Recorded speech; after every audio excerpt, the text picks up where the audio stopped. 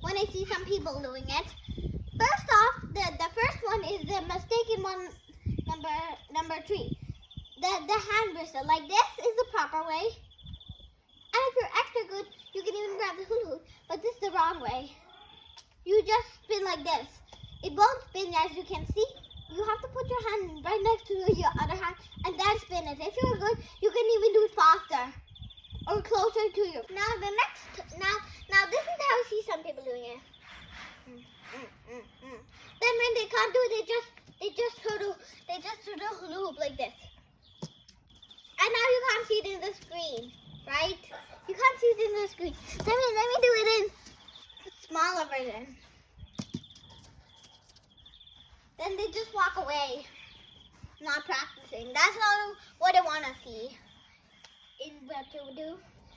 Let me give you another mode, like this. So let me tell you what to do. Well, I just dropped it. You have to use your hand to hold it, or else it just might roll off like that. I already showed you that, but I didn't say what that is. And face.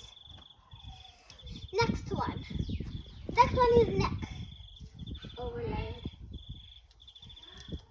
Next, the easiest, just spin around your neck, and that's how it's supposed to do. But I see some people just doing it. Then, as you can see, I did not spin it, and it just fell down. Next off, you have to spin your hands. This one, and the last one is super bad, like the baddest one. I see some people just doing. This is what I'm trying to show you with the twist. Yeah. With dresses it might get harder. With dresses, that's what I'm showing you. But this is what I see some people doing.